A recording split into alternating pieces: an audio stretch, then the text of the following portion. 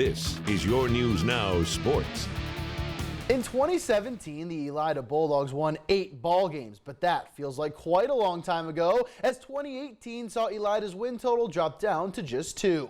Luckily for head coach Bill Speller, many of the players from that 2017 team are still around, and they are very hungry to get the orange and black back on track this fall. Our Katie Gilhooly caught up with the Bulldogs as tonight's countdown to kickoff visits Elida. Countdown to Kickoff is brought to you by Metzger Financial Services. Graduating only 9 seniors, the Elida Bulldogs are hungry to get back on track from last season's 2-8 record. We were a young team last year, and then injuries really piled on. So once we got really to the heart of our schedule last year, we were really playing with some really young guys, which didn't bode well for last year, but it bodes real well for this year. You know, the guys got a lot of great experience. We have 9 guys back on offense and 7 guys back on defense. This is actually the strongest and fastest team I've had here in my 4 years. Among those lost to graduation is second-team All-WBL wide receiver Arzea Little. But on the flip side, the Bulldogs return all 5 starters to the offensive line, as well as sophomore Evan Unruh at QB, who was second in the league in total offense and pass efficiency. Speed, that is a big part of our game. We run a spread offense. We like to get down the field very quickly. We like to run from edge to edge.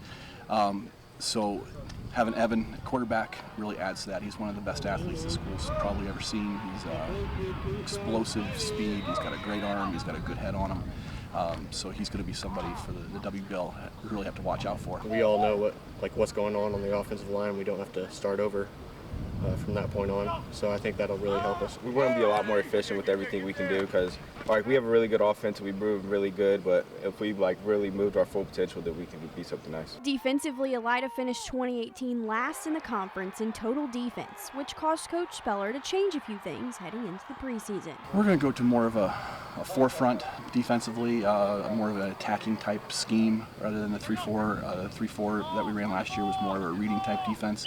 So we're going to try more of the 4-3 and do a lot more with our linebackers and our defensive line that we feel has really got a lot of great experience for us and great speed.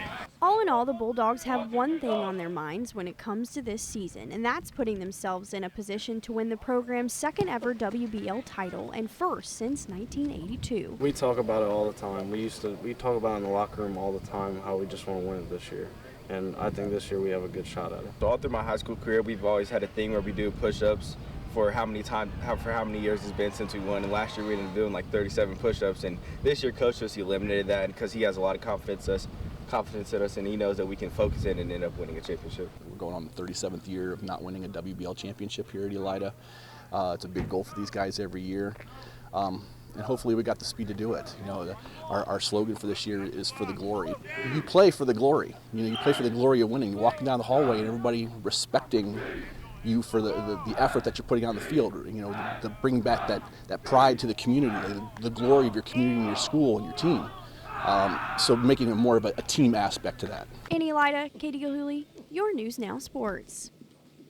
Thanks, Katie. Bowling in Coldwater today as the PBA 50 Roto Grip Open concludes a fantastic week at Playmore Lanes. Parker Bone III claims the championship crown with a total 15-game pinfall of 31.57. That's good for an average of just over 210 a game. Beaver Creek, Ohio native Neil Castle finishes second with his total pinfall of 30.64, while Larry Verbal and John Marsalo round out the top 4. We need to take a break here on Your News Now Sports, but when we return, we hit the diamond as the Brooms are out in both Cleveland and Pittsburgh. Find out if the Indians could complete the sweep while the Reds try to avoid it right after the break. Bad news for the Indians today as the team places third baseman Jose Ramirez on the 10-day injured list with a fractured bone in his right hand. Ramirez left last night's game in the first inning after fouling off a pitch, and the MRI reveals a fracture caused from that, something Indians fans did not want to hear. At this point, there is no timetable for his return. Yu Chang recalled from AAA Columbus to fill that void as the Tribe looked to sweep the Kansas City Royals out of town today. Bottom 3, Indians down 3, make that 1 as Kevin Plawecki smokes a 2-run home run to left. Just his third of the season, pulls the Tribe within 1. Fast forward, bottom 9, Indians down 8-5, but Franmil Reyes changes that. A 3-run bomb is his second of the game as he ties it up at 8 apiece and sends us to extra innings. Reyes gets his curtain call as Progressive Field is jacked up, but in the 10th, the Royals get it right back as Ryan O'Hearn takes Nick Goody deep to right. A solo shot is his second of the game as well as Kansas City avoids the sweep with a 9-8 extra inning win.